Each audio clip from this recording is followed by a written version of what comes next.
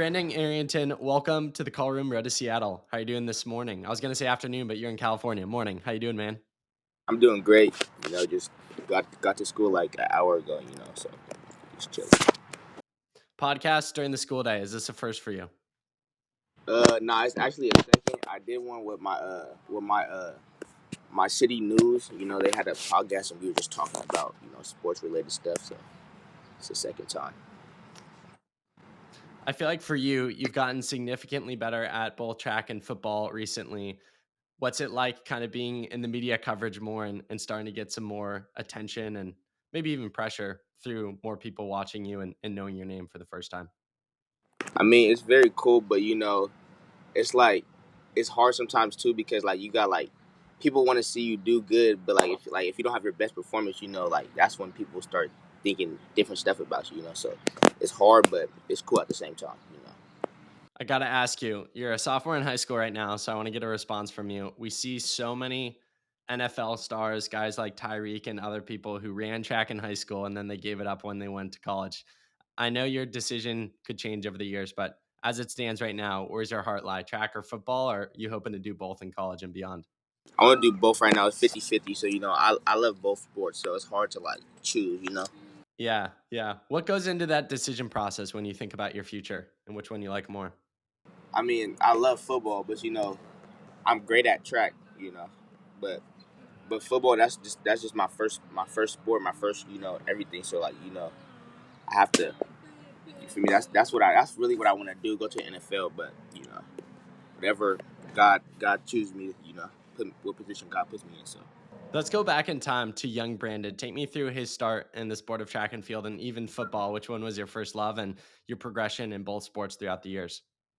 so my first year of football was like I think I was 8. Yeah, I was 8, but I was playing 9U football because I was younger. But the team that was there, like they were horrible. So my dad made me play up and stuff. So I was playing against 9-year-olds, and like football is the reason why I really was running track because I went to football practice one day and I was just like beating everybody like in races and stuff.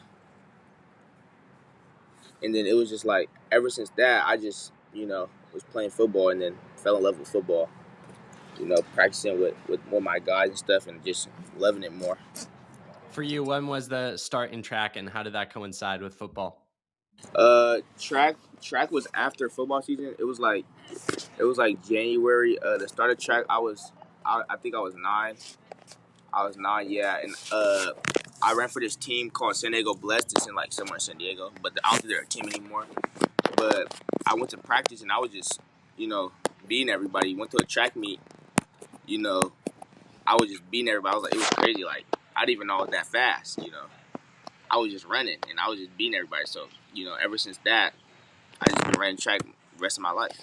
Do you feel like there was a point, like a flip the switch moment, where you realized that you were that guy when it came to football and track and you were better than the other kids? It sounds like from the moment you got started in both sports, or was it later down the road that you realized that you were different and a little bit better?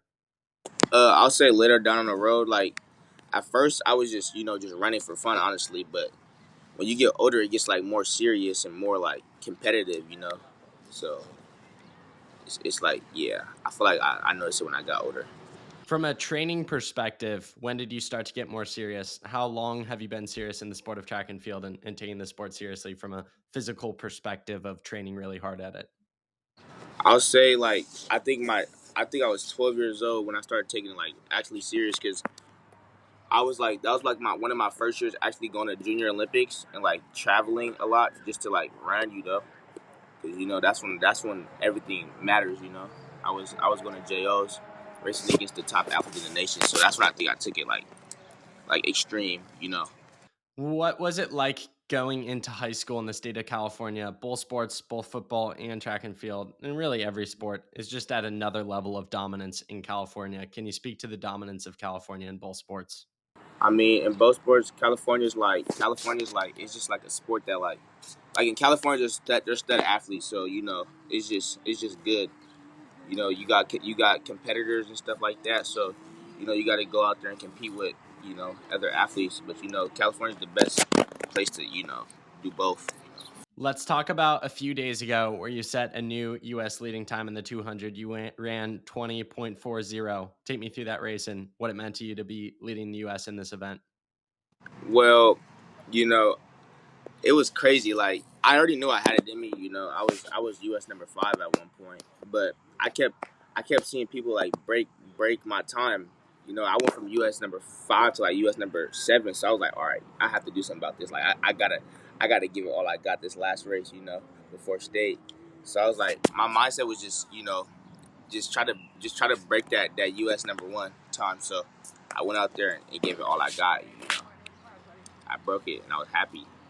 Do you think this time's going to stay? Do you plan on lowering it? Do you think any other guys have a chance at lowering it?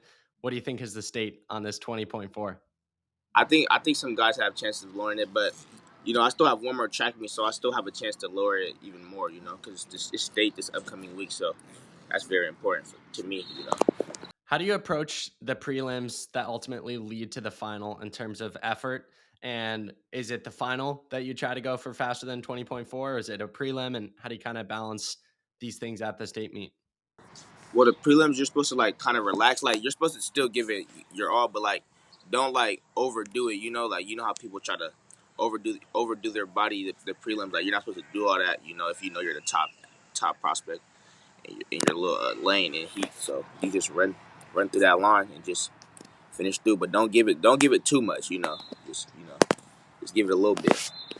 A lot of athletes on this series leading into Brooks PR. I've talked to them about their experience at the Arcadia Invitational. You ultimately ran the Arcadia Invitational in the 200. You absolutely crushed that race. You won it and you ran a very fast time. Early season meet, you ran 20.76. Can you take me through that performance and how that kind of set the tone for the rest of the season? Well, so I knew I had lost the 100, so I was just mad. Like I was mad, and then I had lane 2, and I was even more mad. I had lane 2. I was like, dang, this is horrible. I'm having it's a bad day. So I was like, all right, yeah, I have to give it everything I got. So I went out there and it's like I told myself I'm gonna attack the curve, finish through that line, and I did it. I didn't think I was gonna attack the curve like that. Like I attacked the curve like very well at me, and I was like, dang, I didn't even know I had that in me because that was my first 200 of the year actually. So I was like, dang. So I opened the season with a 20.7, which was a PR. So that was crazy. You mentioned how, the 100 didn't go as well as you would have hoped, and that kind of fueled the fire for the 200. Can you speak to the aspect of letting the bad races fuel you and ultimately not letting them get to your head and affect future performances? Uh, Usually like when stuff like that happens, I feel like more hungrier to win. You know, and just like that feel like when I get mad, I get serious on the track. Like I turn into a beast. So when I get mad, it's either it's gonna be you gonna have to beat me to beat me, literally. I want to talk about the training. What does your training look like for track at the moment? And are you doing any football things during track season? Are you doing any track things during football season?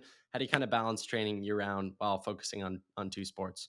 Well, honestly, like when I do football, I just focus on football. When I do track, I just focus on track. So, I just let the season go all throughout, and then after that, after track season, I go to football. Then after football season, I go to track season. Just let it go through like that. I don't like to do too much, because I don't want to overdo my body from doing two sports at once. That doesn't make any sense. I was just asking you about your training for both track and cross country. Something that gets commonly debated is track speed versus football speed. As a guy who's excellent at both, what's your take on this? I could say I feel like I have speed on both. Like my track speed shows on the football field, so but track helps a lot. Track helps a lot on the football field because like it keeps you in shape. Do you think the NFL guys that say they could be track stars, what's your take on that? Do you think they could be? Do you think the track pros would beat them? It depends on who it is. Like some people are just different. Some people are just different breeds. Like DK Metcalf could be, but he trains like a football player, so he can't really like say he can run with track athletes. Like he already tried that, and that wasn't good. Is there a specific NFL player that you'd love to see dip down to the track, see how fast they could run in a one or two? I would say I'll say Xavier Worthy because he went 4.2 in that 40, and that's not normal. Uh, I can also say Tyreek Hill. I want to see Tyreek Hill in the 100 against like a track runner. It probably won't go as well as as people think, but you know I want to see it. Talking about football some more here. You're a five-star recruit. Actually, most of the audience is very track based. Can you explain to the audience what a five-star recruit is? How do you get to that point, and how big of a deal it is in the football world?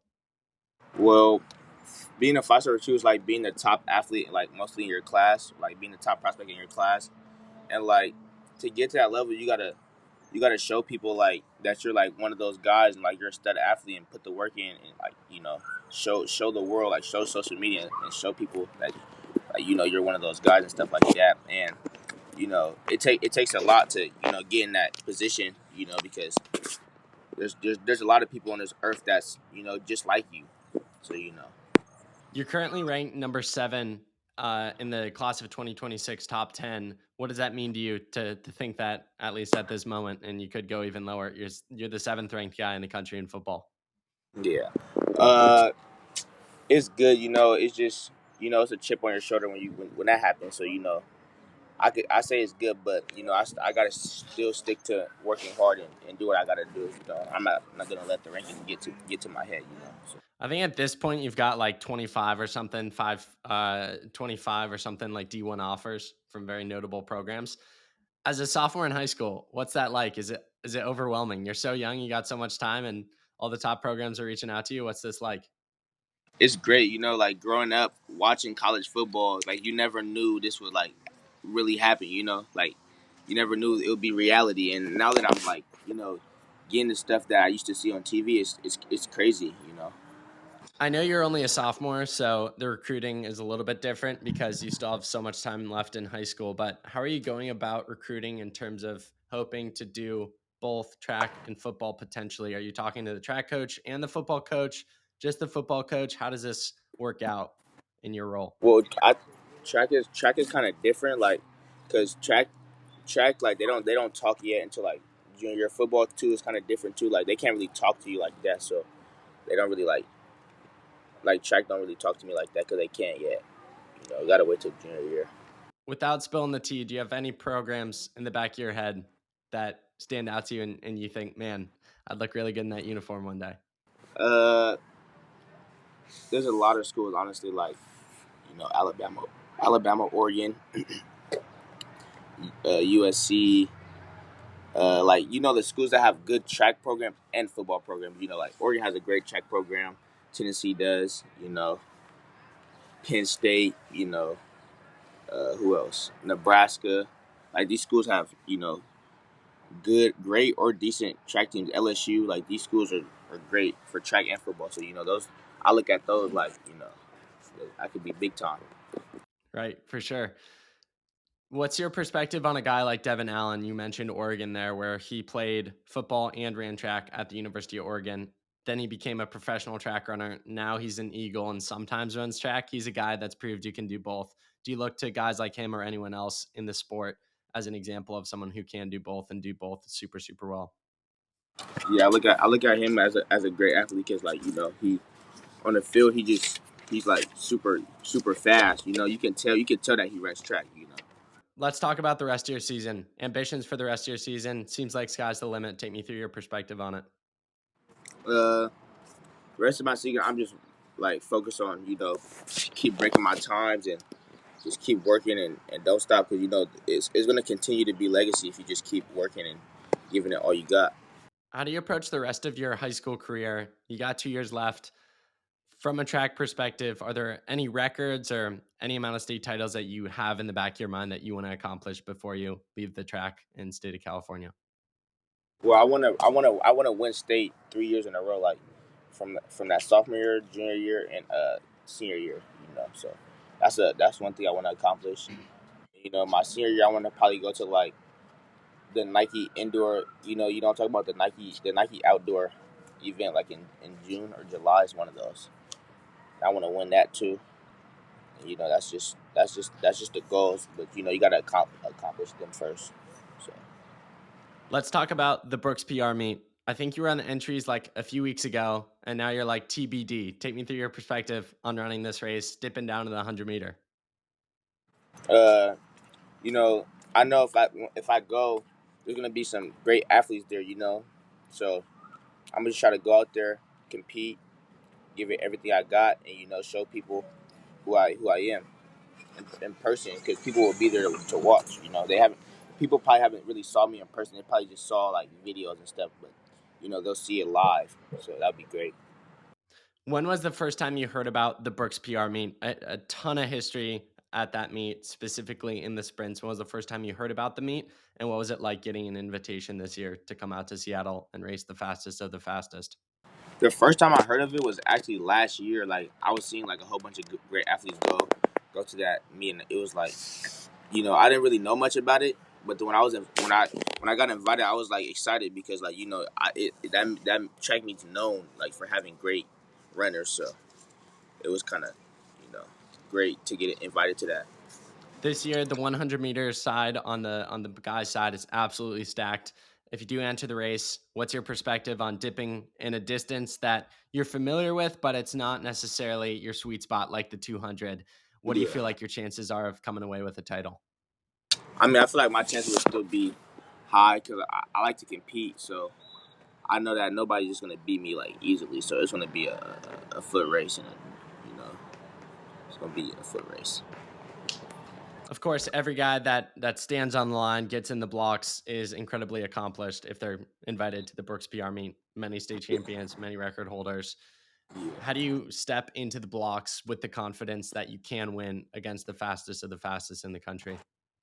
By just having a growth mindset and just locking in and just staying focused and remain focused and just to go out there and compete. That's the main thing that I think about. I'm trying to compete always on that track. If you weren't a sprinter, as a fan of the sport of track and field, or even going to the Brooks PR meet, seeing the different distances, is there a specific off distance, whether it's a distance event or even in your state meet of like a field event or something, a different event that excites you or you like watching as a fan of the sport? I'll say hurdles and long jump. Those are two events that you know those are events that are exciting. You know, and would love to watch and do. I would have to ask Brooks this, but I'm not sure they've ever had a five-star football recruit come and race the event. What's Yeah. it like bringing a new spin to track and field where you've done some new things in the sport of football and now you're bringing it to track? Is it fun being kind of a unique character where most people running the race are just track, and you've got this unique title as five-star football recruit to go along with it? Yeah, that would be exciting because people are seeing that like people can do more than one sport. Like people just think that they could just do one sport, but that would like motivate people to do two sports, like track, football, like baseball, basketball, like any sports you put your mind to, you could do. As long as you try. Outside of track and football, if you were to do a third sport, as you were talking there, what would it be? And how good do you think you could be? I'll say basketball. I said I'll be pretty decent because I'm tall. Uh, what else? That's really it. I don't think I can do golf or lacrosse or anything like that. I wouldn't be good at that. In baseball, I can't swing the bat. Brandon, what would you tell to a listener, a young kid listening who's seen what you've done in the sport, sees your trajectory? What would be some words of wisdom and advice to someone who wants to get good at the sport of track and field? Uh, keep going, keep a growth mindset, and just stay focused and chase your dreams. I'm not sure how much you followed the Brooks PR meet last year when you first discovered it, but a lot of fun stuff happens off the track. Off the track, after your race, before your race, is there anything you're particularly looking forward to experiencing? Uh, experiencing like just building bonds with people who's gonna be there because there's probably gonna be a lot of kids there. Just building bonds with a lot of great athletes, so follow their legacy and they can follow your legacy and see how you do later on in life. Brandon, really appreciate the conversation. Hope to see you on June 12th in Seattle, ripping a quick 100, hopefully going for a national title. Thank you so much for the conversation. Keep crushing it, man. Thank you.